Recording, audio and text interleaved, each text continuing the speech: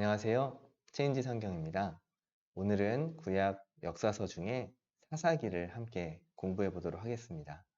사사기를 본격적으로 공부하기 전에 먼저 사사기의 구조와 전체적인 개관적인 부분들을 오늘 살펴보도록 하겠습니다.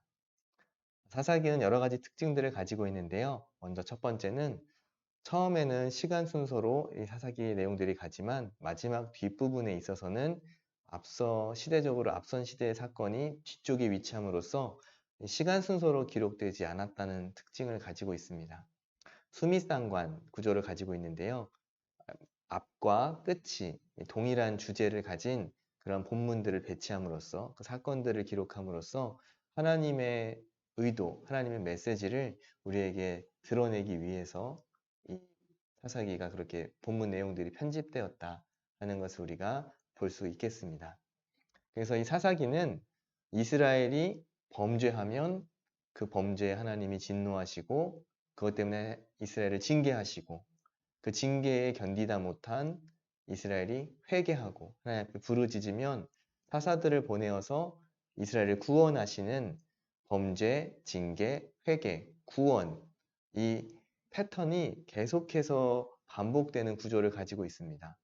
사사 한 명이 등장할 때마다 그 앞에는 반드시 이스라엘의 범죄가 있고 그것 때문에 징계를 받았고 또 그것 때문에 하나님 앞에 회개하고 돌이키는 과정이 있어서 결과적으로 사사들을 보내어서 그들을 구원하시는, 그러나 또다시 범죄하면서 다시 또 징계받고 이것이 계속해서 반복되어지는 그러한 구조를 가지고 있습니다.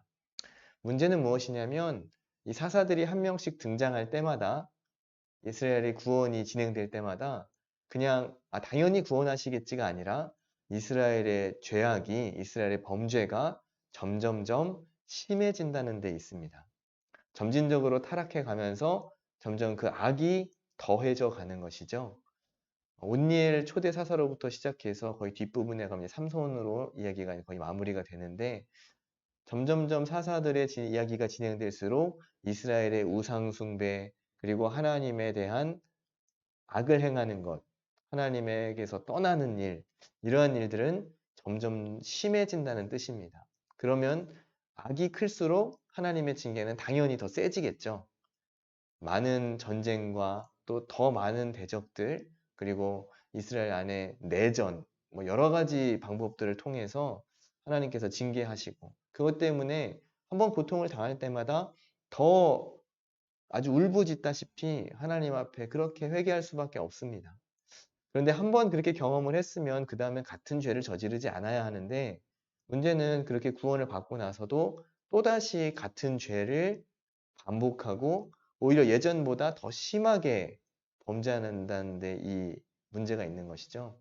그래서 이러한 패턴들이 계속해서 반복적으로 이루어지고 있다. 그래서 사사 한 명이 등장할 때마다 범죄했구나. 하나님이 징계하셨구나. 그리고 회개하고 하나님이 구원하셨구나 하는 이 사실을 우리가 기억하고 이렇게 진행된다는 것을 생각하시면 되겠습니다. 저는 사사기를 총 3막 정도로 이렇게 보고 있는데요. 연극으로 따지면 하나의 장면들이 이렇게 지나가잖아요. 그래서 1막에서는 온니엘부터 기드온까지 초기 사사들입니다. 그리고 2막에서는 아비멜렉부터 삼손에 이르는 중기 사사들, 그리고 뒷부분에는 이제 후기 사사들이 있는데 마지막 사사가 사무엘이죠. 근데 3막이 시간 순서가 아닙니다. 이 미가와 단지파 그리고 베냐민과 이스라엘 열지파의 내전 사건은 온니엘과 에훗 사이 정도에 들어가 있다고 많은 학자들이 추정을 하고 있습니다. 그래서 굉장히 초기에 여호수아가 죽고 나서 얼마 되지 않아서 금방 일어난 사건인데 이스라엘이 굉장히 빨리 부패하고 하나님의 말씀에서 떠났고 굉장히 그 악이 금방 심해졌다는 것을 이 3막의 사건을 통해서 우리가 나중에 더 살펴보게 될 것입니다. 그래서 1막에서 있는 이 초기 사사들은 대부분 하나님 앞에 이제 성실하게 행하였고 하나님 앞에 책 잡힐 만한 그런 흠잡을 것이 별로 없는데 마지막 기드온에 있어서 기드온이 전리품들을 취하고 그 황금으로 에봇을 만들어서 자기 집에 두었던 걸 가지고 이스라엘이 우상처럼 그 에봇을 섬기게 됩니다. 이 에봇은 원래 제사장들이 입었던 옷이거든요. 근데 이 제사장들의 옷을 황금으로 만들어서 그걸 비치해 놓으니까 이것을 와서 우상처럼 막 섬기는 거예요, 이스라엘이. 이것이 이제 이스라엘 타락의 어떻게 보면 시작이 될 단초를 제공한다고 볼 수가 있습니다. 그래서 아비멜렉은 기드온의 아들 중에 한 사람인데 반란을 일으켜서 자기 형제들을 죽이고 사사가 되고, 마지막 삼손 같은 경우는 하나님께서 많은 능력과 지혜를 주셨는데도 불구하고 이것을 하나님의 나라에 쓰지 않고 자기의 정욕대로 이렇게 낭비하다가 결국 마지막에 가서 비참한 최후를 맞게 되는, 가면 갈수록 이 사사들의 어떤 타락도 점점 심해지는, 그리고 여러 가지 다양한 형태로 이 타락이 이어지는 그런 모습들을 우리가 사사기를 통해서 볼 수가 있겠습니다. 그래서 사사기에 아주 중요한 메시지가 있죠. 제가 처음에 흠이상관 구조라고 말씀드렸는데요. 사사기 초반부에 이야기가 나오고 마지막 끝에 이야기가 또 나옵니다. 그때에 이스라엘의 왕이 없으므로 자기 소견에 옳은 대로 행하였더라. 이게 사사기에 아주 전체에 흐르고 있는 중요한 주제입니다. 이스라엘이 이때 정말 왕이 없었을까요? 물론 눈에 보이는 인간 왕은 없었습니다. 그러나 진짜 왕이 없었나요? 아니죠. 왕이 있었죠. 이스라엘의 왕은 바로 하나님이십니다. 여호와 하나님께서 왕이 되시고 하나님이 친히 다스리는 백성이 바로 이스라엘인데, 하나님을 거절하고 하나님이 왕을 대신하여 세우신 사사들의 말도 잘 듣지 않는, 그래서 자기 각자가 생각하는 대로, 자기가 원하는 대로, 자기 소견에 옳은 대로 행하였던 구약의 영적인 암흑기라고 볼 수 있는 시대가 바로 이 사사기가 되었다라고 하는 것입니다. 요즘 우리 시대는 각자 자기가 하고 싶은 대로 하는 것을 미덕으로 생각하는 시대가 되었습니다. 네가 원하는 대로 해. 네가 생각하는 게, 네가 좋아하는 게 좋은 거야. 물론 그럴 수 있습니다. 그렇지만 우리가 정말로 행해야 할 것은 내가 원하는 대로 사는 것이 아니라 바로 하나님께서 원하시는 대로 사는 것이 인간의 바른 존재의 이유이고 삶의 양식입니다. 그래서 이 사사기의 구조가 이렇게 진행된다는 것을 여러분이 기억하시면 되겠습니다.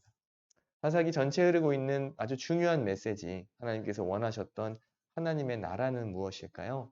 바로 왕도 아니고 사사조차도 필요 없는 성숙한 하나님의 나라를 세우는 것이 하나님께서 원하셨던 것인데, 왕도 거부하고 하나님도 거부하고 사사의 말도 듣지 않는, 가장 최하의 법도 지키지 않고 더 상위의 법인 인간으로서 기본적으로 지켜야 할 도덕과 윤리도 버리고, 더 나아가서는 모세를 통해서 주신 하나님 사랑, 이웃 사랑의 가장 상위의 법조차 저버린 그러한 시대가 바로 사사기의 시대였다 하는 것입니다.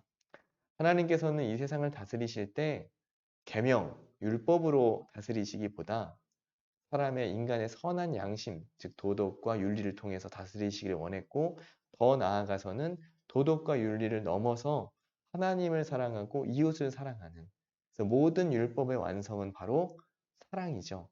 사랑한다면 우리는 법보다 훨씬 더 나은, 훨씬 더 많은 사람들을 배려하고 하나님을 사랑하고 하나님을 예배할 수 있는 그런 삶을 살아가게 될 터인데, 이런 것들을 다 버림으로써 영적으로 굉장히 타락한 그러한 암흑기를 지나는 사사기의 시대가 왔다 하는 것이 사사기 전체에 흐르고 있는 그런 중요한 메시지입니다. 그래서 앞서 말씀드렸던 이런 사사기의 구조, 그리고 중요한 중심 메시지를 여러분이 생각하시면서 앞으로 우리 한 장 한 장 사사기의 말씀을 배워가 보도록 하겠습니다. 자, 다음 주부터 우리 1장 하나님의 말씀을 기대하시고 함께 공부해 나가도록 하겠습니다. 감사합니다.